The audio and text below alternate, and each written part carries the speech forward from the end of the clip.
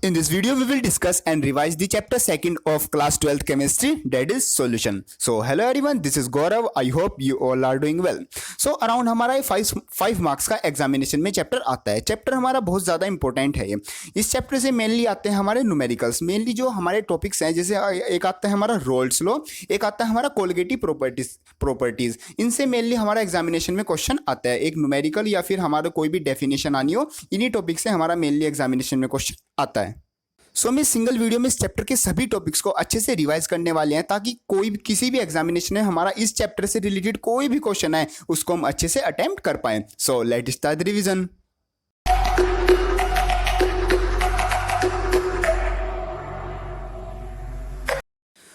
सबसे पहले टर्म आती है हमारी सॉल्यूशन. जैसे चैप्टर का नाम भी हमारा सॉल्यूशन है, पहले इसको समझते हैं. इसका मतलब होता है होमोजीनियस मिक्सचर ऑफ 2 और more substances is known as solution. Means एक हमारा होमोजीनियस मिक्सचर होना किसी 2 या 2 से ज़्यादा सब्सटेंसेस का, उसको हम बोलते हैं सॉल्यूशन. और होमोजीनियस मिक्सचर का मतलब होता है कि हमारे जो सॉल्यूट होता है और जो सॉल्वेंट होता है, मीन्स जो हम मिक्स करते हैं आपस में जिन चीज़ों को, वो आपस में एक मतलब यूनिफॉर्मली मिक्स होते हैं. मीन्स ऐसे नहीं कि वो अलग अलग दिखते हैं, एक यूनिफॉर्मली मिक्सचर बनाते हैं, उनको बोलते हैं अपना होमोजीनियस मिक्सचर. और जो हमारा सॉल्यूशन होता है वो हमारा 2 चीज़ों से मिलकर बनता है मेनली. एक तो होता है हमारा सॉल्यूट और एक होता है हमारा सॉल्वेंट. सॉल्यूट मतलब जो हम उसमें डालते हैं, जैसे हमारा एक सॉल्यूशन होता है, मतलब हम मानते हैं सॉल्ट और वाटर का हमने सॉल्यूशन बनाया, तो उसमें जो हमारा वाटर होता है H2O, उसको हम कहते हैं सॉल्वेंट अपना. और जो हमारा वो नमक होता है, मीन्स हमारा सॉल्ट होता है कोई किसी भी तरीके का, उसको हम बोलते हैं अपना सॉल्यूट. और जो हमारा एक वाटर होता है, ये मतलब लाइन हमें याद रखनी है, जो हमारा वाटर होता है वो हमारा यूनिवर्सल सॉल्वेंट होता है. मीन्स उसमें हमारी मैक्सिमम जितने भी सॉल्यूट है मैक्सिमम हमारे वाटर में सोल्यूबल होते हैं. इसलिए इसको हम बोलते हैं अपना यूनिवर्सल सॉल्वेंट. सो नेक्स्ट आता है हमारा कंसंट्रेशन ऑफ सॉल्यूशन. इसका मतलब होता है जैसे हमारा कोई सॉल्यूशन है वो किस तरीके का है, कैसा दिखने में कैसा है, मींस मतलब कैसा है वो, तो उसको हम डिफाइन करते हैं कंसंट्रेशन ऑफ सॉल्यूशन से. इसको हम 2 चीज़ों से लेके चलते हैं. एक तो हम देखते हैं उसकी क्वालिटी, दूसरी देखते हैं हम उसकी क्वांटिटी. मीन्स जो उसमें सॉल्यूट है और सॉल्वेंट है वो किस क्वालिटी का है, और दूसरा वो किस क्वांटिटी में, उसके बिहार पर हमने इनको डिवाइड किया हुआ है. जैसे सबसे पहले आता है हमारा क्वालिटी से रिलेटेड, मीन्स क्वालिटेटिवली. इसमें आते हैं हमारे 2 टाइप्स के सॉल्यूशन. एक तो होता है हमारा डाइल्यूट सॉल्यूशन और एक होता है हमारा कंसंट्रेट सॉल्यूशन. डाइल्यूट का मतलब होता है small amount of solute. Means अगर हमारा कोई ऐसा सॉल्यूशन है जिसमें जो हमारा सॉल्यूट है उसका अमाउंट बहुत ज़्यादा कम है इन कंपैरिजन टू सॉल्वेंट, तो उस टाइप के सॉल्यूशन को हम बोलते हैं अपना डाइल्यूट सॉल्यूशन. और अगर सॉल्यूट बहुत ज़्यादा हो जाए, मींस जो सॉल्वेंट है उसके कंपैरिजन में भी अच्छा खासा हो, तो उसको हम बोलते हैं कंसंट्रेट सॉल्यूशन. जैसे हम अपना लैब में भी एक्टिविटी करते हैं, केमिस्ट्री लैब में, वहाँ पर भी हमारे पास जैसे लैब्स में हमारी बोटल्स रखी होती हैं, तो उन पर लिखा होता है कि कंसंट्रेशन H2SO4, डाइल्यूट H2SO4. तो ऐसे ही मतलब ये हम डिवाइड करके रखते हैं. एक तो डाइल्यूट होता है, एक होता है हमारा कंसंट्रेट. नेक्स्ट जो हमने डिवीजन किया है वो किया हमने क्वांटिटी से लेके. मींस क्वांटिटी होती है हमारा कितना उसमें सोल्यूट प्रेजेंट है, कितना सोलवेंट प्रेजेंट है, कितना बाय मास कितना है, बाय वॉल्यूम कितना है, या फिर उसके कितने मोल्स हैं. तो इसमें हमारे बहुत तरह के आ जाते हैं. जैसे सबसे पहले आता है स्ट्रेंथ ऑफ अ सोल्यूशन. इसको हम करते हैं strength is equal to mass of solute upon volume of solution. Means अगर हमें किसी भी चीज़ की स्ट्रेंथ निकालनी है सोल्यूशन में, तो हम करते हैं उसमें जो सोल्यूट है उसका mass in gram upon volume of solution in litre. इससे हम क्या निकाल लेते हैं उसकी स्ट्रेंथ. नेक्स्ट आता है मास परसेंटेज. मींस हमारा कोई सॉल्यूशन है उसमें कोई सॉल्वेंट पड़ा हुआ है, तो उसमें उसका जो मास है उसकी मास परसेंटेज कितनी है, तो वो हम निकालते हैं मास of a component into 100 upon total mass of a solution. Means हमारा कितना उसमें मास है कंपोनेंट का upon total mass of a solution into अगर हम 100 कर देते हैं तो आ जाता है हमारा उस कंपोनेंट का मास परसेंटेज. नेक्स्ट ऐसी आता है हमारा वॉल्यूम परसेंटेज. ऐसी जैसे हमारा मास परसेंटेज है ऐसी होता है हमारा वॉल्यूम परसेंटेज. ये होता है volume of a component upon total volume of a solution into 100. ये आ जाती है हमारी वॉल्यूम परसेंटेज. नेक्स्ट आता है mass by volume percentage. Means हमारा जो सॉल्यूशन है उसमें कितना मास सोल्यूट का है बाय वॉल्यूम ऑफ सॉल्यूशन. तो उसको हम करते हैं मास of solute upon volume of solution into 100. ये हमें क्या प्रोवाइड करता है, ये हमें प्रोवाइड करता है मास बाय वॉल्यूम परसेंटेज. ये हमारे जितने भी हमारे जैसे कंपैरिजन एक तरीके से ये यूज होते हैं क्वांटिटेटिवली. ये होते हैं जैसे हमारी जो मेडिसिन होती हैं, आप कभी जैसे मेडिसिन लाओगे, कोई भी हमारी ड्रॉप होती है लिक्विड वाली होती है, तो उन पे पीछे लिखा होता है कि mass by volume percentage, mass percentage. किसी भी जो उसके इंग्रेडिएंट्स होते हैं उन पे लिखा होता है. तो वहाँ पर हम इनको इन जो ये हमारी चीज़ें हैं किस किस तीसरे कंसंट्रेशन उनको यूज करते हैं. सो नेक्स्ट ऐसे ही आता है हमारा ppm. इसका मतलब होता है पार्ट्स पर मिलियन. मीन्स हमारे जो कंपोनेंट है जो सोल्यूट पड़ा हुआ है उसमें उसके पार्ट्स पर मिलियन, कितने मिलियंस पार्ट्स उसके हैं, तो उसको हम निकालते हैं number of parts of a component upon total number of parts in solution into 100 into 10⁻⁶। इस फॉर्मूले से हम निकाल सकते हैं किसी भी जो हमारा कंपोनेंट है उसकी ppm वैल्यू। नेक्स्ट आता है हमारा मोल फ्रैक्शन। मोल फ्रैक्शन का मतलब होता है जैसे दो वर्ड से मिलकर बना हुआ है, मोल एंड फ्रैक्शन। मीन्स अगर हमारे मोल हमें पता है कोई एक तरीके से हमारा एक सब्सटेंस की मतलब एक तरह से कितना, एक तरह से क्वांटिटी होती है हमारा मोल, और फ्रैक्शन का मतलब होता है अपॉन में वैल्यू, मीन्स उसमें से कितना। तो मोल फ्रैक्शन का यही मतलब होता है कि हमारा कितने सॉल्यूशन में से कितना पार्ट हमारा किसके कंपोनेंट के मोल हैं। तो ऐसे mole fraction is equal to XA is equal to NA upon NA plus NB। इसका मतलब होता है XA का मतलब होता है moles fraction of a component A is equal to number of moles of A upon number of moles of A plus number of moles of B। Means जो जिस भी कंपोनेंट के मोल फ्रैक्शन निकालनी है उसके मोल्स अपॉन जो total moles हैं solution में वो। ऐसे ही हम निकाल सकते हैं अगर हमारे पास बाइनरी सॉल्यूशन है उसमें A कंपोनेंट और B कंपोनेंट है तो B के निकाल सकते हैं XB is equal to NB upon NA plus NB। और जो हमारा XA प्लस XB होता है, मीन्स अगर हमारा कोई सॉल्यूशन है उसमें हमारे दो कंपोनेंट है A एंड B, तो उनकी जो दोनों का सम आएगा मोल फ्रैक्शन का वो हमेशा किसके इक्वल आएगा, वो आएगा हमेशा 1 के इक्वल। नेक्स्ट आते हैं हमारे मोलैरिटी एंड मोलैलिटी। ये तो हम अपना जैसे 11th क्लास में हमने किया था वही बिल्कुल सेम हमारे इसमें होते हैं, बिल्कुल ये भी हमारे दोनों बहुत ज़्यादा इंपॉर्टेंट होते हैं, न्यूमेरिकल भी इससे हमारे मेनली आ जाते हैं। तो मोलैरिटी का मतलब होता है number of moles of solute upon volume of solution in litre. इसका मतलब होता है हमारा मोलैरिटी, और इसको हम डिनोट करते हैं कैपिटल M से। मीन्स इसमें M1 V1 is equal to M2 V2 भी आ जाता है। नेक्स्ट आता है हमारा मोलैलिटी। मोलैलिटी को डिनोट करते हैं स्मॉल m से। इसका मतलब होता है मोल्स ऑफ सोल्यूट पर mass of solvent in kilogram. Means जो हम सोलवेंट का मास लेंगे वो किलोग्राम में लेते हैं, इसको हम बोलते हैं अपनी मोलैलिटी। मोलैलिटी एक तरीके से हमारी कंसंट्रेशन को डिफाइन करने के लिए होता है सॉल्यूशन की। सो नेक्स्ट आते हैं हमारे कुछ इंपॉर्टेंट फॉर्मूलाज। मीन्स जैसे अभी हमने ये सारे फॉर्मूले डिस्कस किए हैं ये तो हमें अपने जो हमारे एनसीईआरटी में और जो हम नॉर्मली हम पढ़ते हैं हमें उनमें अपनी बुक्स में यूज़ करने होते हैं, अपने न्यूमेरिकल में यूज़ करने होते हैं। नेक्स्ट आते हैं कुछ ऐसे फॉर्मूलाज जो कि हम डायरेक्ट यूज़ कर सकते हैं अपने न्यूमेरिकल्स में अपना टाइम सेव करने के लिए, या फिर जो कोई हार्ड सा न्यूमेरिकल है या फिर कोई अलग सा न्यूमेरिकल है उसमें भी हम इसको डायरेक्ट यूज़ कर सकते हैं। या फिर हमारे जो कॉम्पिटिशन एग्जामिनेशन में क्वेश्चन आते हैं इनसे अगर हम करते हैं तो हमारा जो क्वेश्चन है वो बहुत ज़्यादा जल्दी हो जाता है। सो जैसे सबसे पहला फॉर्मूला आता है ये हमारा एक तरह से रिलेशन आता है between molarity and molality. Means अगर हमें मोलैलिटी पता है और मोलैलिटी निकालनी है, कुछ ऐसा क्वेश्चन आ जाता है तो हम इसको डायरेक्ट यूज करके वहां पर वैल्यू निकाल सकते हैं। जैसे small m is equal to, यहाँ पर स्मॉल m का मतलब होता है मोलैलिटी और कैपिटल M का मतलब होता है मोलैलिटी। तो ये होता है small m is equal to 100 capital M upon 100 D minus M into MB। और इसमें जो कैपिटल M है वो हमें पता है मोलैरिटी, स्मॉल m मोलैलिटी, और जो यहाँ पर MB यूज हुआ है उसका मतलब होता है mass of solute, and D का मतलब हमारी डेंसिटी। नेक्स्ट एक फॉर्मूला आता है capital M is equal to 100 into D into mass percentage upon molar mass. इसमें हम यूज़ करते हैं अगर हमारा कहीं पर भी हमें डेंसिटी प्रोवाइड हो और हमारा मोलर मास भी पता है, मोलर मास तो वैसे याद ही रहते हैं चीज़ों के, और मास परसेंटेज पता है हमें, तो वहाँ पर हम डायरेक्ट ची मोलैरिटी निकाल सकते हैं इस फॉर्मूले से जो होता है 10 into D into mass percentage upon molar mass. Next एक फॉर्मूला आता है मोल फ्रैक्शन के लिए, होता है XA is equal to capital M upon small m plus 100 upon M। और इसमें जो हमारा वही कैपिटल M मोलैरिटी और जो स्मॉल m मोलैलिटी, और जो ये लास्ट में 1000 अपॉन M1 आ रहा है, M1 का मतलब होता है हमारा मास ऑफ सोलवेंट। इसमें हम निकाल सकते हैं मोल fraction of component A। Direct formula ये हमारा यूज हो जाता है। नेक्स्ट एक यहाँ से ही क्वेश्चन आता है कि जो हमारा मोलैरिटी है और मोलैलिटी है उसमें से अगर वन मोलैरिटी किसी सोल्यूशन की 1 मोलैरिटी है 1 मोलैलिटी है किसी अदर सोल्यूशन की, तो उन दोनों में से जो कंसंट्रेशन होगी वो दोनों में से किसकी ज़्यादा होगी, तो हमेशा जो हमारा 1 मोलैरिटी होगा वो ज़्यादा होगा किससे, 1 मोलैलिटी से। बाकी जो ये हमारा टॉपिक होता है मोलैरिटी हमने अपना क्लास 11th में भी बहुत ज़्यादा किया होता है, तो वहाँ से भी हमारी बहुत चीज़ें वैसे ही क्लियर हो जाती हैं। यहाँ पर तो सिर्फ हमारा इसका एक थोड़ा बस नाम होता है और थोड़ा बहुत हम इसका यूज़ करते हैं। एक आते हैं हमारे कुछ रिलेशन जो कि हम न्यूमेरिकल में हमें यूज़ करने होते हैं, जैसे 1 centimetre cube is equal to 1 ml। कई बार हमको मिलीलीटर को सेंटीमीटर क्यूब में चेंज करना होता है तो वहाँ पर याद नहीं रहता कि क्या क्या चेंज करना है, तो वहाँ पर हमें याद रखना है 1 centimetre cube is equal to 1 ml और 1 decametre is equal to 1 litre, ये होता है। नेक्स्ट आता है हमारा नेक्स्ट टॉपिक आता है हमारा सोल्यूबिलिटी। इसका मतलब होता है the maximum amount of solute in gram dissolved in 100 gram of solvent to form a saturated solution at a constant temperature is known as solubility.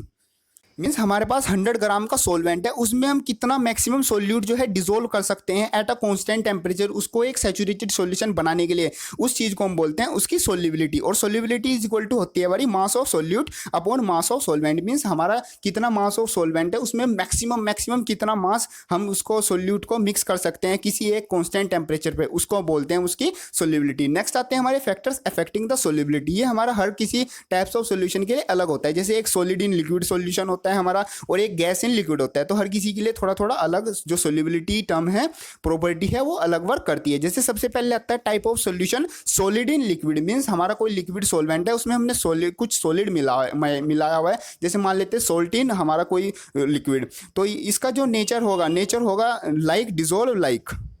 Nature से हमारा यहाँ मतलब है कि हमारा जो सॉल्यूशन होता है लाइक डिसोल्व लाइक करता है। मींस जो हमारे जो कंपोनेंट्स हम मिला रहे हैं, अगर वो लाइक हैं तो वो आपस में डिसोल्व करते हैं, वरना वो नहीं करते हैं।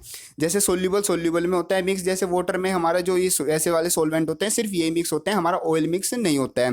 तो ऐसे आता है हमारा सेकंड पॉइंट की जो सोल्यूबिलिटी है उस पर टेम्परेचर का क्या इफेक्ट होता है। तो अगर हमारा जो किसी सोल्यूशन का जो प्रोसेस है वो एंडोथर्मिक है, तो अगर हम उसमें टेम्परेचर बढ़ाएंगे तो हमारी जो सोल्यूबिलिटी है वो भी इंक्रीज हो जाएगी। और अगर हमारा कोई सॉल्यूशन है उसका जो प्रोसेस है वो एक्सोथर्मिक है, मींस वो जो सॉल्यूशन है वो एक्सोथर्मिक है, वो रिएक्शन करने पर हीट बाहर देता है, तो उसका अगर वहाँ पर हम टेम्परेचर बढ़ाएंगे तो वहाँ पर क्या हो जाएगा, हमारी जो सोल्यूबिलिटी है वो डिक्रीज हो जाएगी। और प्रेशर का हमारा सोल्यूबिलिटी पे कोई खास इफेक्ट नहीं होता है, means pressure has no effect on solubility.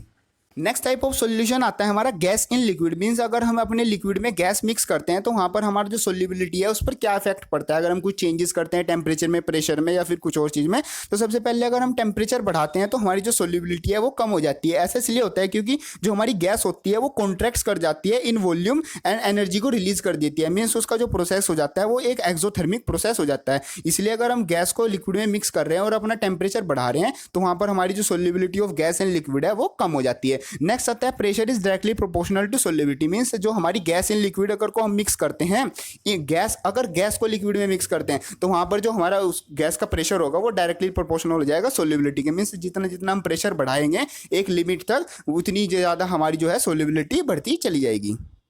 So next topic आता है हमारा हेनरीज लॉ। ये एक हमारा लॉ होता है, इसका मतलब होता है mass of a gas dissolve per unit volume of a solvent is directly proportional to the pressure of the gas at constant temperature. इसका मतलब होता है कि जो हमारा mass of a gas dissolve है हमारा उस सॉल्वेंट में, वो उसके डायरेक्टली प्रोपोर्शनल होता है कितना उसका जो गैस का प्रेशर है एट कांस्टेंट टेम्परेचर पर, वहाँ पर जो हमारा जो सॉल्यूशन बना है उसमें कितना प्रेशर लग रहा है गैस का, उसके डायरेक्टली प्रोपोर्शनल होता है हमारा मास। और इसका हमारा जो दूसरी अदर वर्ड्स में जो इसका लॉ का मतलब होता है वो होता है हमारा partial pressure of a gas is directly proportional to the mole fraction of a gas.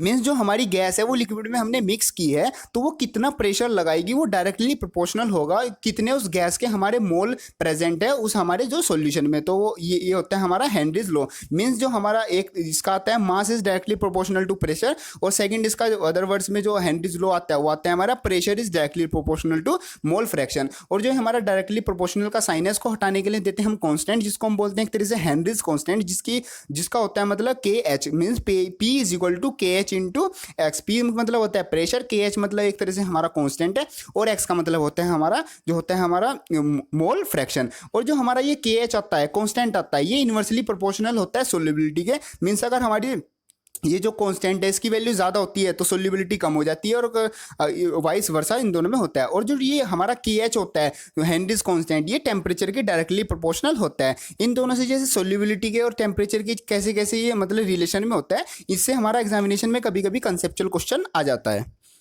Next आती है हमारी एप्लीकेशन ऑफ हेनरीज लॉ। वो सिंपल सी हमारी इसकी एप्लीकेशन होती है। जैसे एक एप्लीकेशन आती है in the production of carbonated beverages और इन सॉफ्ट ड्रिंक्स। जैसे भी हम कोल्ड ड्रिंक लाते हैं अपने शॉप से, हम उसको लाके मतलब उसको बोतल को उसकी जो कैप है ओपन करते हैं तो हम क्या देखते हैं, थोड़ी सी गैस बाहर आती है, मतलब एक तरह से एक प्रेशर आता है, तो वहाँ पर हमारा हेनरीज लॉ ही यूज़ होता है। मीन्स हमारे जो गैस हमारी इस तरीके से भरी होती है उसमें एक तरह से वो गैस जो है वो जो पूरी वॉल्स है उस पर प्रेशर लगाती है, वहाँ पर ये जो हेनरीज लॉ है उसका यूज़ होता है। नेक्स्ट आता है एक हमारा वर्ड टर्म आती है एनोक्सिया। एनोक्सिया कभी कभी एग्जामिनेशन में एक शॉर्ट क्वेश्चन आ जाता है, व्हाट इज एनोक्सिया या फिर इसको हम क्या बोलते हैं। तो एनोक्सिया का मतलब होता है जैसे अगर हम अपने हाई एल्टीट्यूड्स पर जाएं तो हम कुछ खास इक्विपमेंट्स ना लेकर जाएं, मीन्स ऑक्सीजन सिलेंडर या फिर कुछ अच्छी अच्छी चीज़ें, जैकेट्स वैकेट्स या फिर कुछ बढ़िया ऐसी चीज़ें ना लेकर जाएं, तो हमें वहाँ पर मतलब जो ब्रीथिंग में ना प्रॉब्लम होने लगती है, तो उस प्रॉब्लम को हम बोलते हैं एनोक्सिया। एक आता है वर्ड हमारा बेंड्स। बेंड्स का मतलब होता है जैसे अगर हम सी में अंदर समुद्र में जाएं, अगर हम बहुत ज़्यादा डीप चले जाएं तो वहाँ पर भी हमें एक तरह से ब्रीथिंग में प्रॉब्लम होने लगती है, उस प्रॉब्लम को बोलते हैं बेंड्स। यहाँ से हमारा मेनली शॉर्ट क्वेश्चन एग्जामिनेशन में कभी कभी आ जाता है कि व्हाट इज एनोक्सिया या फिर what is bends, application of Henry's law, ऐसा क्वेश्चन एग्जामिनेशन में आ जाता है। सो नेक्स्ट टॉपिक आता है हमारा वेपर प्रेशर। इसका मतलब होता है the pressure exerted by a vapour above the liquid surface in equilibrium with the liquid at a given temperature is known as vapour pressure. Means जो हमारा प्रेशर होता है वेपर के थ्रू जो भी प्रेशर होगा उसको हम बोलते हैं in simple words vapour pressure. और जो हमारा वेपर प्रेशर होता है वो डायरेक्टली प्रोपोर्शनल होता है हमारे एक तरीके से टेम्परेचर के, और दूसरा प्रोपोर्शनल होता है हमारा नेचर ऑफ लिक्विड, मीन्स किस तरीके का हमारा लिक्विड है वहां पर हमारा जो उसका वेपर प्रेशर रहेगा उस पर ही डिपेंड करता है। So next and most important topic आता है हमारा चैप्टर का जो कि होता है हमारा रोल्स लॉ। इससे हमारा न्यूमेरिकल एग्जामिनेशन में 100% आता है। इसका मतलब होता है the partial pressure of a volatile component present in a solution is directly proportional to the mole fraction of that component at a given temperature. Means हमारा जो पार्शियल प्रेशर होता है किसी भी कंपोनेंट का हमारे सॉल्यूशन में जो मिक्स होते हैं कंपोनेंट्स, वो जो उसका जो पार्शियल प्रेशर होगा वो डायरेक्टली प्रोपोर्शनल होता है हमारे मोल फ्रैक्शन के। मींस हमारे कितने उसमें जो कंपोनेंट है मोल फ्रैक्शन है इतना ही उसका हमारा प्रेशर होगा। Means P A is directly proportional to X A. Means partial pressure of component A is directly proportional to the mole fraction of a component A. और इसको हम जैसे प्रोपोर्शनल साइन है इसको हटाने के लिए कॉन्स्टेंट देते हैं जो कि होता है P A is equal to K into X A. ये होता है हमारा roles law.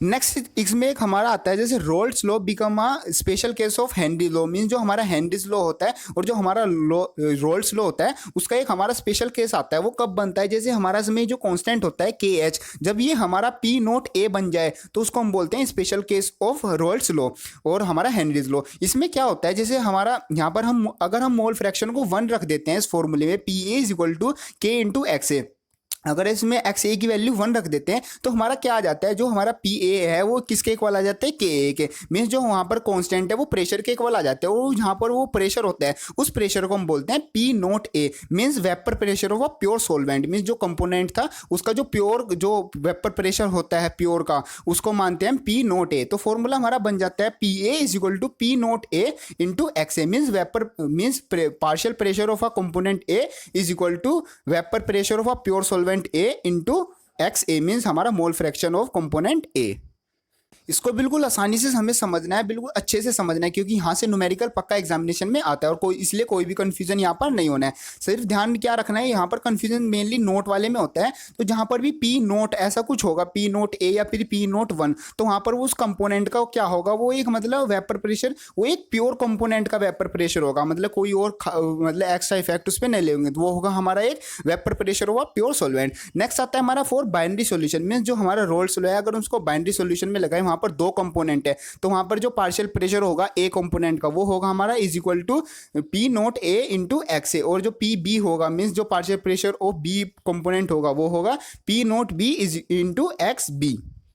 Means vapour pressure of a component A into जो पार्शियल प्रेशर वो जो हमारा मोल फ्रैक्शन है ए का उनकी मल्टीप्लाई करके हमारा आ जाएगा पार्शियल प्रेशर ऑफ ए। ये हमारा जो पी नोट ए होता है इसको हम हमारा जो कांस्टेंट है के उसकी जगह यूज़ करते हैं और इसको बोलते हैं हम अपना एक स्पेशल केस होता है। मीन्स जहाँ पर हमारा रोल्स लॉ और जो हेनरीज लॉ दोनों मिक्स करके एक तरीके से हम यूज़ करते हैं।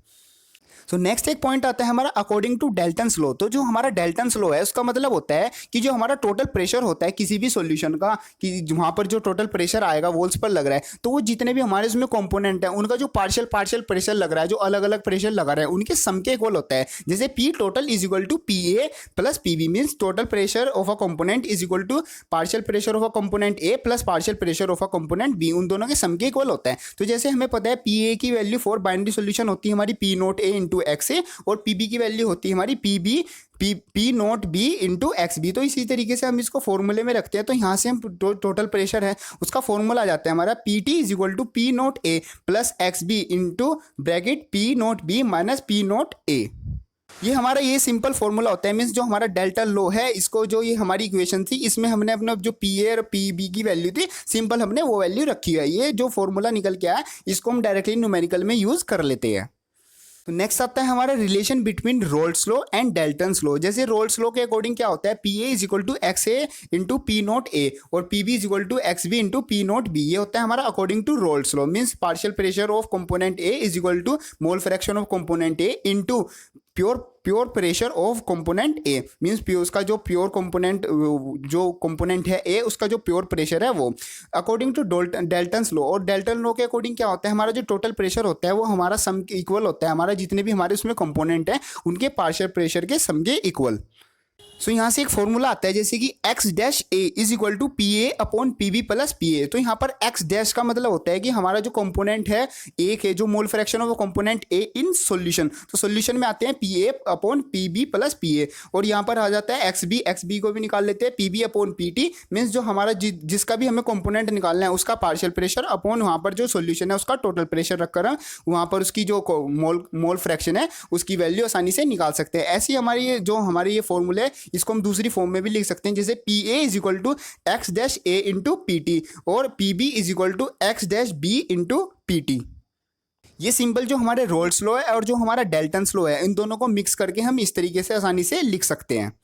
सो नेक्स्ट हमारा एक केस आता है जैसे कि हमारा जो सॉल्यूशन है उसमें जो सोल्यूट है वो नॉन वोलेटाइल हो और जो सॉल्वेंट है वो वोलेटाइल हो। जैसे एग्जांपल आता है NaCl का सॉल्यूशन और ग्लूकोज का यूरिया और शुगर इन वाटर। ये इस तरीके से हमारे जैसे सॉल्यूशन है तो उसमें जो हमारा प्रेशर होता है सॉल्वेंट का वो हमारा ग्रेटर देन होता है हमारे सॉल्यूशन के, मीन्स जो हमारा सॉल्वेंट सिंपल जो सॉल्वेंट है उसका प्रेशर ज़्यादा होता है इन कंपेरिजन टू जो हमारा सॉल्यूशन का प्रेशर बन के आता है। इस केस को हम डिस्कस करते हैं जैसे in the case of solute present in the solution is non volatile, means अगर जो हमारा सॉल्यूट है वो नॉन वोलेटाइल हो तो जो भी हमारा वो प्रेशर लगाएगा उसका जो पार्शियल प्रेशर होगा उसका कोई इफेक्ट नहीं होगा। मींस जो पीबी की वैल्यू है पार्शियल प्रेशर हुआ कंपोनेंट बी मतलब हमारा जो सोल्यूट है उसकी जो वैल्यू हो जाएगी वो जीरो हो जाएगी। मीन्स वहाँ पर सिर्फ हमारा जो प्रेशर वर्क करेगा वो पी ए करेगा, मीन्स प्रेशर जो पार्शियल प्रेशर ऑफ कंपोनेंट ए मतलब हमारा जो सॉल्वेंट था सिर्फ वही वर्क करेगा। तो जैसे हमारा फॉर्मूला आता है P A is equal to P naught A into X A. तो यहाँ पर जो हमारा पी ए है पी ए की जगह सिर्फ हम डायरेक्ट लिख सकते हैं पी टी,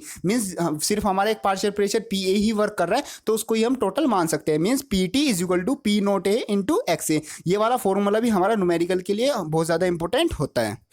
जैसे हम ग्राफ में भी देख सकते हैं जो हमारा वेपर प्रेशर है सॉल्यूशन का वो डायरेक्टली प्रोपोर्शनल हो जाता है हमारा सिर्फ जो हमारा सॉल्वेंट है उसके मोल फ्रैक्शन के। मीन्स जैसे हमारा जो हमारा सोल्यूट है वो नॉन वोलेटाइल है तो उसका एक तरह से जो पार्शियल प्रेशर होगा वो जीरो के इक्वल हो जाता है, तो जो टोटल प्रेशर हो जाता है वो डायरेक्टली आ जाता है हमारा जो भी हमारा सॉल्वेंट है उसके इक्वल। नेक्स्ट आता है हमारा आइडियल सोल्यूशन। ये भी हमारा बहुत इंपॉर्टेंट टॉपिक है। इसका मतलब होता है the solution which obeys Raoult's law. Such solution are prepare from component which are identical in size structure and intermolecular forces. Means जो भी हमारे सॉल्यूशन है जो हमारा रोल्स लॉ है उसको फॉलो करेंगे, means P A is directly proportional to X A उसको फॉलो करते हैं, उन सॉल्यूशन को हम बोलते हैं आइडियल सॉल्यूशन। और जो इस लॉ को रोल्स लॉ को फॉलो नहीं करते हैं उनको हम सिंपली बोलते हैं अपने नॉन आइडियल सॉल्यूशन। और जो हमारे आइडियल सॉल्यूशन होते हैं वो हम कैसे बनाते हैं, वो बनाते हैं हम उन कंपोनेंट से जो जिन कंपोनेंट्स में जैसे हमने ए बी सी 3 कंपोनेंट्स लिए हैं तो जो ए बी सी 3 कंपोनेंट्स हैं उनके जो मॉलिक्यूल्स हैं उनका साइज और जो उनका स्ट्रक्चर है और जो उनका इंटरमोलिकुलर फोर्सेज है ए बी सी वालों की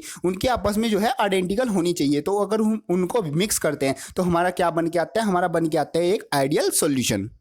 नेक्स्ट आती है हमारी कैरेक्टरिस्टिक्स ऑफ आइडियल सॉल्यूशन। इसमें जो डेल्टा वी होता है वो भी हमारा जीरो के इक्वल होता है और जो डेल्टा एच होता है वो भी हमारा जीरो के इक्वल होता है। मीन्स जो चेंज इन वॉल्यूम और चेंज इन हीट होता है वो हमारा जीरो के इक्वल होता है। जैसे हमारे पहले कंपोनेंट थे वो बिहेव करते हैं बाद में भी इसी तरीके से बिहेव करते हैं। नेक्स्ट आता है solute and solvent interactions are nearly equal to solution. Means जैसे सोल्यूट की आपस में जो इंट्रैक्शन थी जो आपस में फोर्सेज लगी हुई थी और सोलवेंट की लगी हुई थी वो हमारे जैसे जो सोल्यूशन बना लेते हैं वो भी उसके नियरली इक्वल होती है। जैसे एग्जांपल आते हैं हमारे बेंजीन प्लस टोलिन और आता है हमारा ethyl bromide plus ethyl iodide और एक आता है example n hexane plus n heptane. ये हमारे इसके एग्जांपल हमें बहुत अच्छे से याद होने चाहिए क्योंकि एग्जामिनेशन में इसकी डेफिनेशन और हमारा डेल्टा वी और डेल्टा एच पर क्या इफेक्ट पड़ता है वो और इसके जो एग्जांपल है एग्जामिनेशन में इसमें यहाँ से क्वेश्चन आ जाता है।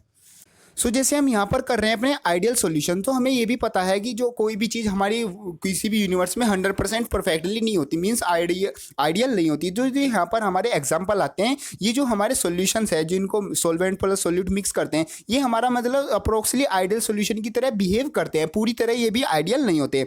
नेक्स्ट आता है हमारा कुछ इसका ग्राफ हमारा कुछ इस तरीके का होता है, जैसे हमारे सिंपली एक एक्स एक्सिस होती है, एक वाई एक्सिस होती है। तो एक्स एक्सिस जो होती है उस पर लेते हैं हम अपना एक्स बी, मीन्स मीन्स हमारा लेते हैं इस पर अपना mole fraction X A and X B. और जो हमारा वाई एक्सिस होती है उस पर लेते हैं हम अपनी वी पी, मीन्स अपना वेपर प्रेशर। और जो वेपर प्रेशर के सामने हम अपनी एक और पैरेलल लाइन डाल देते हैं। तो यहाँ से सबसे पहले जो ओरिजिन वाला पॉइंट आता है, यहाँ पर हम क्या रखते हैं कि वहाँ पर सिर्फ हमारा जो सोल्यूशन है उसमें सिर्फ हमारा एक कंपोनेंट पड़ा हुआ है। अभी हमने जो दूसरा कंपोनेंट है वो नहीं डाला है। तो यहाँ पर एक्स ए की वैल्यू आ जाती है, mean mole fraction of component ए की वैल्यू होती है 1, मीन्स मैक्सिमम हो जाती है। और एक्स बी की वैल्यू होती है 0 मीन्स। और जैसे जैसे हम अपनी एक्स वाली जो लाइन है उसमें आगे बढ़ते हैं, लास्ट तक जाते हैं, हम क्या देखते हैं कि हमने जो एक्स बी है उसको मिलाते गए और जो एक्स ए का जो मोल फ्रैक्शन था उसका लास्ट में जाके 0 हो गया।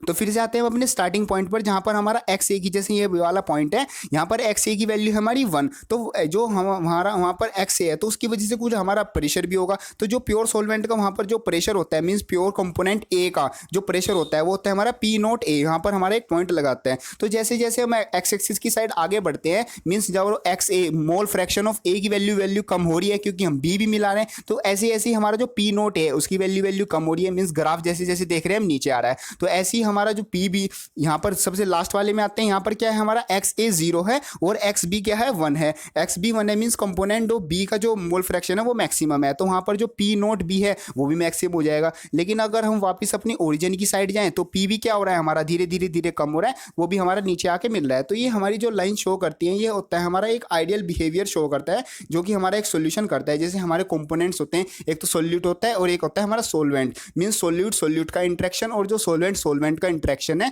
वो इक्वल होता है, उसको हम बोलते हैं अपना आइडियल सॉल्यूशन।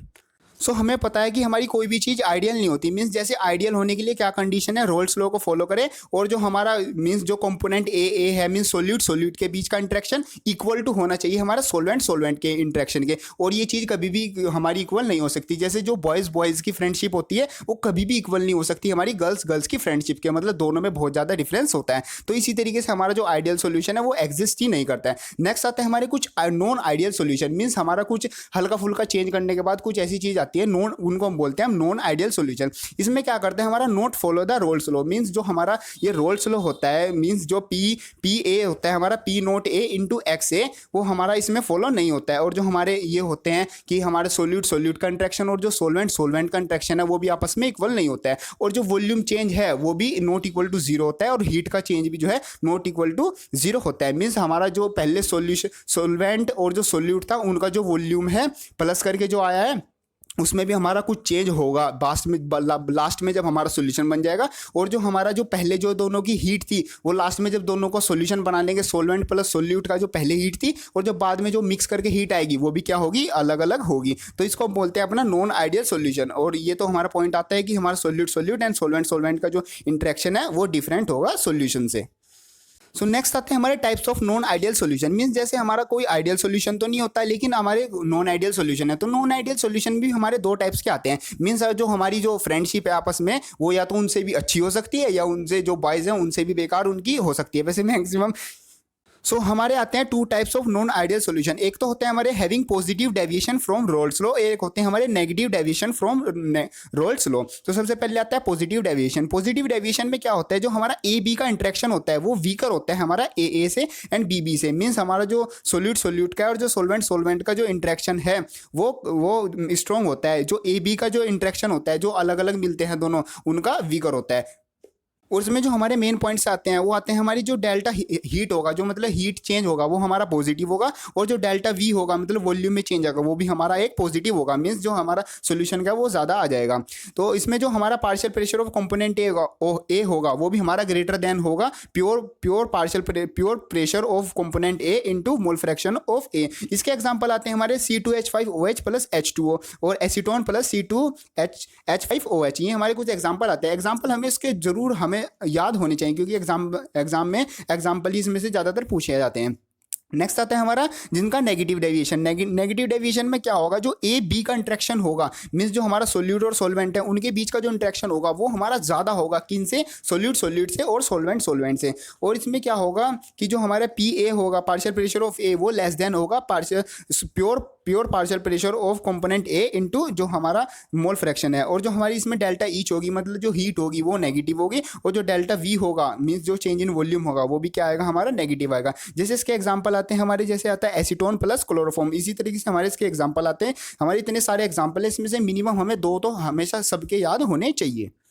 नेक्स्ट आते हैं हमारे जो पॉजिटिव और नेगेटिव डेविएशन है, इसके ग्राफ आते हैं। ग्राफ भी हमारे बहुत सिंपल इसके ग्राफ हैं। जैसे हमने जैसे फर्स्ट वाला ग्राफ किया जो हमारा आइडियल सॉल्यूशन के लिए था, सिर्फ हमें वो वाला समझना है, ये वाले तो हमारे अपने आप आ जाएंगे। जैसे हमारा फर्स्ट वाला ग्राफ था उसमें क्या आ रही थी, हमारी स्ट्रेट लाइन आ रही थी। लेकिन हम अगर जिसको प्रैक्टिकली करते हैं, अपना रोल्स लॉ लगा के सोल्यूशन वोल्यूशन मिला के इसको प्रैक्टिकली नोटिस करते हैं, तो हमारी स्ट्रेट लाइन नहीं आती है। मीन्स जो वैल्यू है वो एक स्ट्रेट वैल्यू नहीं आती ऊपर, मतलब या तो उस स्ट्रेट लाइन से कम आती है या स्ट्रेट लाइन से ज़्यादा आती है। जैसे उसी तरीके से है इसमें हमारा, जैसे एक साइड है हमारा वेपर प्रेशर और एक साइड आता है हमारे मोल फ्रैक्शन। तो जैसे जैसे हमारा एक्स ए बढ़ रहा है, मतलब एक्स बी वाली वैल्यू बढ़ रही है और एक्स ए की वैल्यू कम हो रही है, ऐसी तरीके से हमारा जो partial means pure solvent pure A का जो प्रेशर है वो कम हो रहा है। लेकिन जो कम हो रहा है वो पहले तो क्या हो रहा था, हमारा बिल्कुल एक स्ट्रेट लाइन में हो रहा था, लेकिन अब वो स्ट्रेट लाइन में नहीं हो रहा है। पॉजिटिव डेविएशन ग्राफ के लिए वो स्ट्रेट लाइन में नहीं हो रहा है, वो जो पॉजिटिव की वैल्यू आ रही थी उससे ज़्यादा आ रही है। मीन्स किसी पॉइंट पर जैसे स्ट्रेट लाइन पर यहाँ पर कुछ वैल्यू थी, तो वहाँ पर जो अगर हम प्रैक्टिकली देख रहे हैं तो उससे ज़्यादा वैल्यू आ रही है।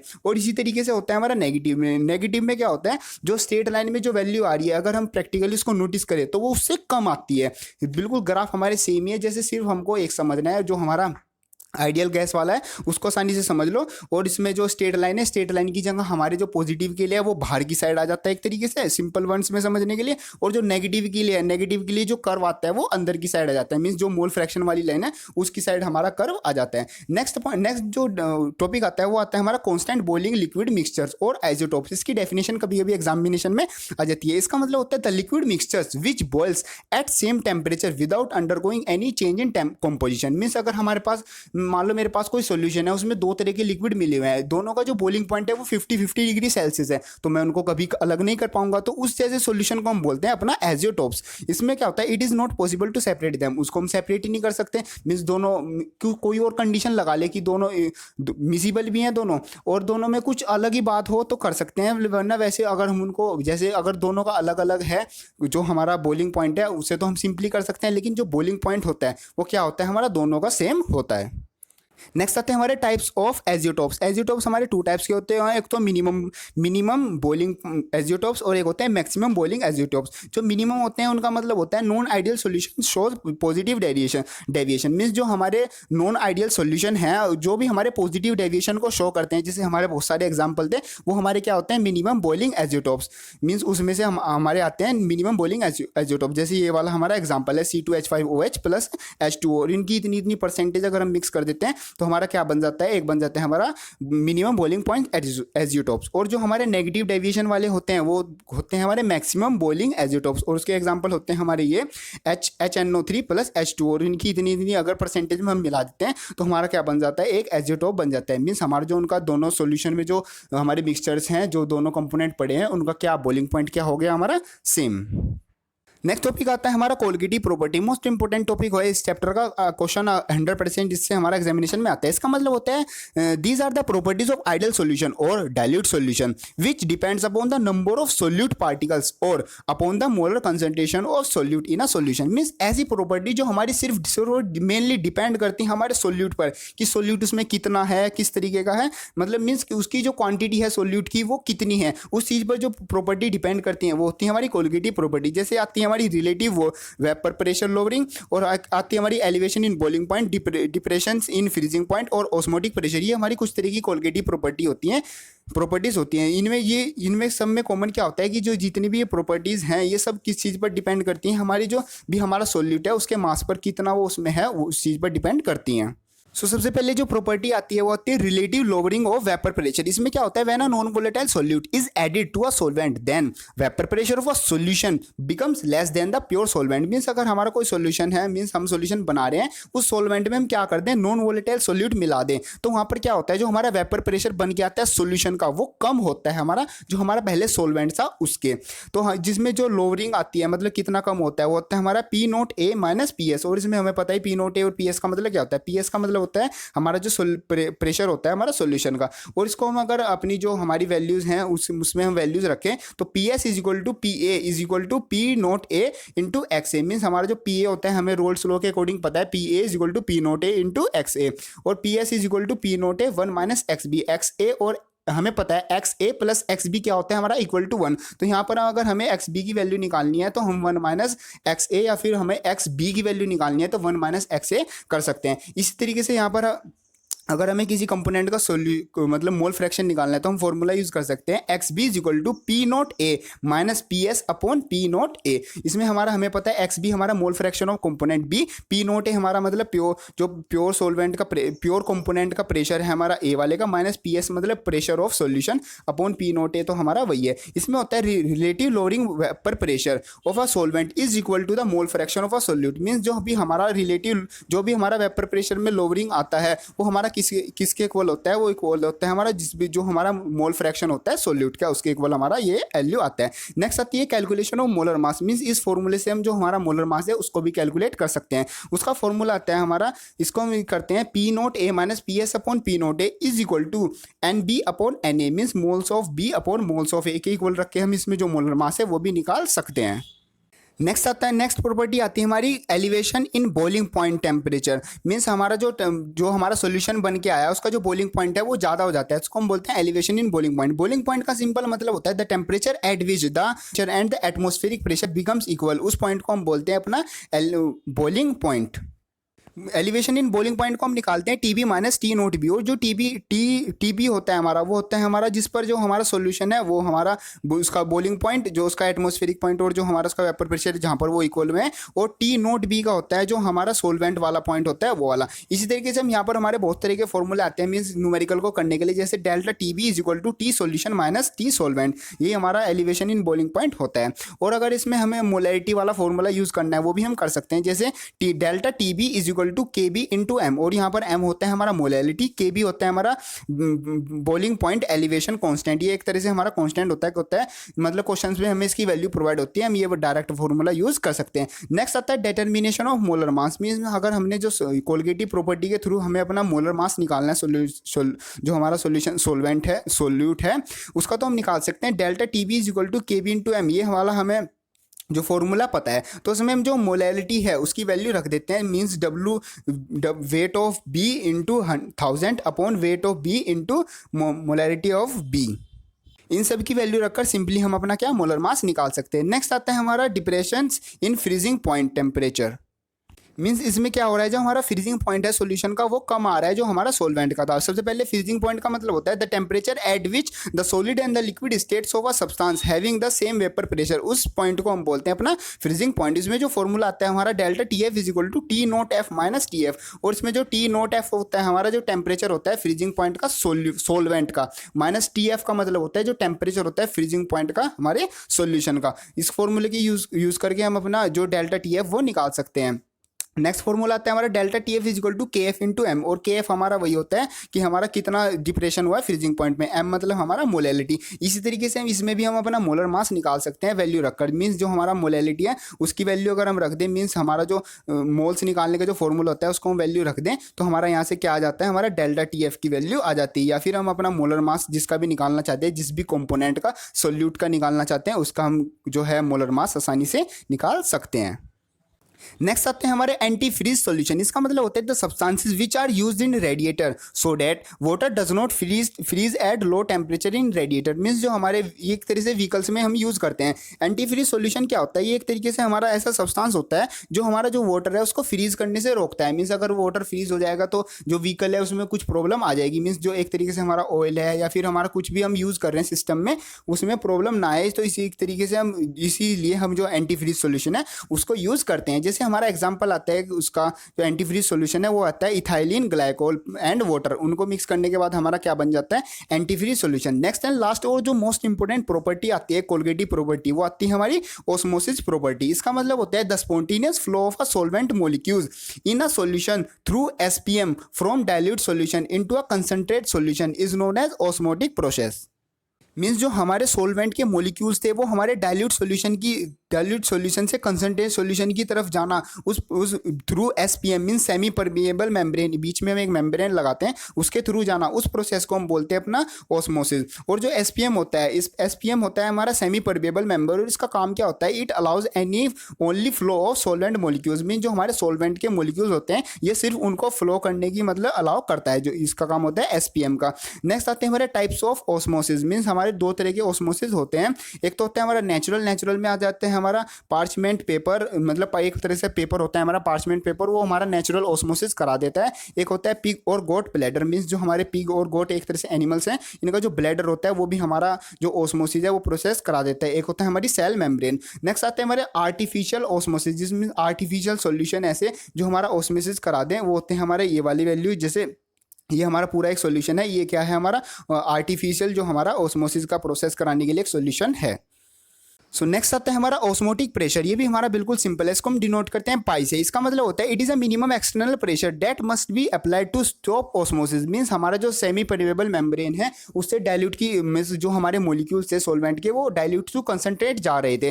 अब वो जो जा रहे हैं उनको जाने वाले को रोकने के लिए जो हम प्रेशर लगाते हैं, कोई एक्सटर्नल प्रेशर लगाते हैं मिनिमम, उस प्रेशर को हम बोलते हैं ऑस्मोटिक प्रेशर। और जो हमारा ऑस्मोटिक प्रेशर होता है वो डायरेक्टली प्रोपोर्शनल होता है हमारा सीटी के, मीन्स जो हमारी कंसंट्रेशन है और जो हमारा टेम्परेचर है। तो जो हमारा डायरेक्टली प्रोपोर्शनल का साइन है उसको हटाने के लिए कांस्टेंट देते हैं, वो देते हैं हम अपना आर, मीन्स पी हमारा क्या जाता है pi is equal to C R T, और सी कंसंट्रेशन होता है हमारा मीन्स हमारा मास अपॉन वॉल्यूम। तो इसमें जो वैल्यू रखते हैं तो लास्टली जो हमारी वैल्यू आती है pi V is equal to N R T, वही हमारा फॉर्मूला है जैसे हमारा आइडियल गैस के लिए होता है P V is equal to N R T. तो पी की जब हम क्या यूज़ करते हैं, सिर्फ हम यहाँ पर जो हमारा पी की जगह पाई यूज़ कर लेते हैं। तो इसी तरीके से हम यहाँ पर आ जाते हैं हमारे कुछ अलग तरह के फॉर्मूले जो कि हम न्यूमेरिकल में डायरेक्टली यूज़ कर सकते हैं।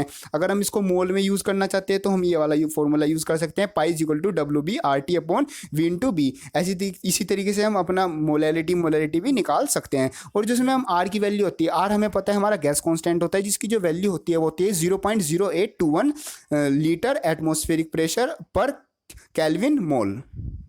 नेक्स्ट आती है हमारी एडवांटेजेस ऑफ ऑस्मोटिक प्रेशर। जो हमारा ऑस्मोटिक प्रेशर होता है उसकी फॉर्मूला होता है जो या फिर उसका प्रैक्टिकल यूज, उसकी मतलब एडवांटेजेस क्या होती हैं। सबसे पहले it is useful for biomolecules and polymers with high molecular masses because in dilute solution both TB and TF are too small. Means जो हमारा जो boiling point elevation boiling point और जो फ्रीजिंग पॉइंट होता है वो क्या होता है हमारा बहुत ही लो होता है, बहुत ही स्मॉल होता है हमारा डाइल्यूट सॉल्यूशन में। तो वहाँ पर हम जो हमारा ऑस्मोटिक प्रेशर की हेल्प से हम उनकी जो भी हमें वैल्यू निकालनी होती है वो आसानी से निकाल सकते हैं।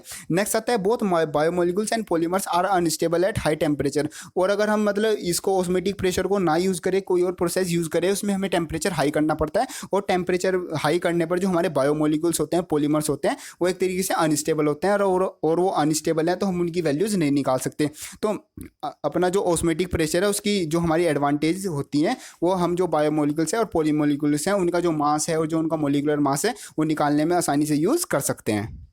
सो नेक्स्ट आते हैं हमारे types of solution on the basis of osmotic pressure. Means हमारे जो सॉल्यूशन होते हैं मेनली हमने 3 टाइप्स के डिवाइडेड किए होते हैं on the basis of osmotic pressure. Means जो पाई की वैल्यू होती है उसके बिहाफ पर हमने डिवाइड करे होते हैं। सबसे पहले आता है एक आइसोटोनिक सॉल्यूशन। मीन्स ऐसा सॉल्यूशन जिसमें जो पाई 1 है वो पाई 2 के इक्वल हो जाए, मीन्स दोनों का जो ऑस्मेटिक प्रेशर है वो इक्वल हो जाए। ऐसा सॉल्यूशन होता है जैसे एग्जाम्पल आता है the osmotic pressure associated with the fluid inside the blood cell is equivalent to that of 0.9% NaCl solution and it is safe to inject. The cell neither swell up or shrink.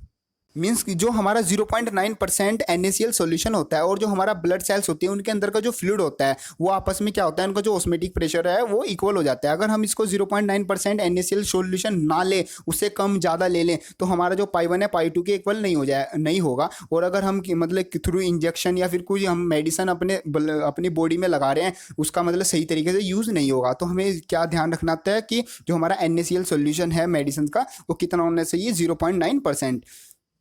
सो यहीं से ही हमारा question आता है why medicine are mixed with saline water. ये जो हमारा isotonic solution है जो हमने अभी ये किया है, इसी से हमारा आंसर बनता है। इसका आंसर आप कमेंट बॉक्स में लिखोगे। नेक्स्ट आता है हमारा हाइपरटोनिक सॉल्यूशन। इसका मतलब होता है the solution that have more than pi than other solution. Means जो उसका ऑस्मेटिक प्रेशर होता है वो अदर सॉल्यूशन से ज़्यादा होता है, उसको हम बोलते हैं अपना हाइपरटोनिक सॉल्यूशन। इसका एग्जांपल आता है the cells in solution containing more than 0.9%। Means जो 0.9% NaCl सॉल्यूशन था उससे अगर ज़्यादा हो जाए तो क्या बन जाता है हमारा हाइपरटोनिक सॉल्यूशन। नेक्स्ट आता है हाइपोटोनिक सॉल्यूशन। मीन्स इसका मतलब होता है solution having less osmotic pressure than other solution. Means अगर वो जो पाई की वैल्यू है वो जो अदर सॉल्यूशन है उनके प्रेशर से कम हो जाए तो वहाँ पर बन जाता है हमारा हाइपोटोनिक सॉल्यूशन। और जो हमारा हाइपरटोनिक सॉल्यूशन होता है उसकी वजह से हमारा क्या हो जाता है, प्लाज्मोलाइसिस हो जाता है। मीन्स हमारी जो सेल्स हैं वो क्या श्रिंक कर जाती हैं अगर हम अपना जो 0.9% सॉल्यूशन है उससे ज़्यादा ले ले तो। और हाइपोटोनिक में क्या हो जाता है हमारा हेमोलाइसिस हो जाता है। मीन्स हमारी जो फ्लो होता है वाटर का फ्लो वो सेल से with flow into cells. Means जो वाटर है मीन्स जो हमारा 0.9% NaCl का सॉल्यूशन है अगर वो उससे कम हो जाए तो हमारा जो वाटर है सेल से वो बाहर आ जाएगा। नेक्स्ट आते हैं हमारे uses and examples of osmosis. Means जो हमारा ये ऑस्मोसिस प्रॉपर्टी है या प्रोसेस है पूरा, इसका हम यूज़ कहाँ पर करते हैं तो रियल लाइफ में। तो रियल लाइफ में यूज़ करते हैं in making pickles from mangoes. Means mango को पिकल अचार बनाने के लिए हम इस एक ऑस्मोसिस का प्रोसेस को, इसका जो प्रोसेस है उसके मेथड्स को यूज़ करते हैं। नेक्स्ट आता है water movement from soil to plant. Means soil से प्लांट में जो हमारा मीन्स जो हमारे प्लांट्स होते हैं अपने रूट्स के थ्रू जो वाटर है उसको पूरे प्लांट्स में मतलब ट्रांसफर करते हैं, तो वो भी कौन सा प्रोसेस यूज़ करते हैं, हमारा ऑस्मोसिस प्रोसेस यूज़ करते हैं। Prevention of meat and fruits. Means जो हमारे मीट एंड फ्रूट्स होते हैं उनको प्रिजर्व करने के लिए भी हम अपना ऑस्मोसिस प्रोसेस यूज़ करते हैं। नेक्स्ट आता है हमारा reverse osmosis and water purification. Means reverse osmosis जैसे नाम से क्लियर है, रिवर्स मीन्स जो हमारा ऑस्मेटिक प्रेशर है जो ऑस्मोसिस प्रोसेस है अगर हम उसको रिवर्स कर दें, उसकी जो डायरेक्शन है उसको रिवर्स कर दें तो वहाँ पर क्या आ जाता है हमारा reverse osmosis. Means the direction of osmosis can be reversed if a pressure larger than the atmospheric pressure is applied to the solution side। Means जो हमारा जो ऑस्मोटिक प्रेशर है उससे ज़्यादा वैल्यू का प्रेशर हम सॉल्यूशन साइड लगा दें तो वहाँ पर हमारा क्या बन जाता है रिवर्स ऑस्मोसिस। और ये एक तरीके से हम यूज़ करते हैं अपना वाटर प्यूरिफिकेशन में। मीन्स हमारा कंसनट्रेशन टू जो हमारा कंसनट्रेट है उससे डाइल्यूट की साइड हम उसका फ्लो करा देते हैं।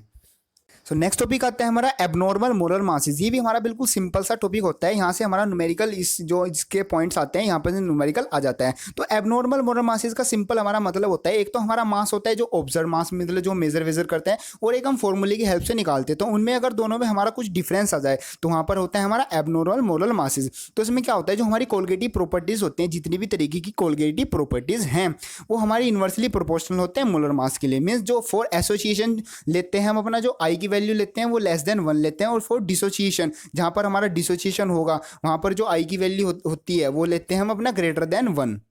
मीन्स कि जो हमारा मोलर मास है जो ऑब्जर्व मोलर मास है वो ज़्यादा आ जाए नॉर्मल से तो वहाँ पर हमारा हो जाता है एसोसिएशन के लिए मतलब आई की वैल्यू लेस देन 1। और अगर हमारा जो ऑब्जर्व मास है वो लेस देन आ जाए नॉर्मल मास से तो वहाँ पर जो आई की वैल्यू हो जाती है वो हो जाती है हमारी ग्रेटर देन 1। और जो हमारा ये आई है, आई का मतलब होता है हमारा वेंटो फैक्टर। वेंटो फैक्टर एक सिंपली हमारा ये रेशो होता है between the experimental value of colligative property to the calculated value of colligative property. Means एक हमारी एक्सपेरिमेंट करके वैल्यू आई है और एक मोलर मास आया है और एक आया है हमारा कैलकुलेट करने के बाद, तो इन दोनों के रेशो को हम बोलते हैं अपना आई मीन्स वेंटो फैक्टर।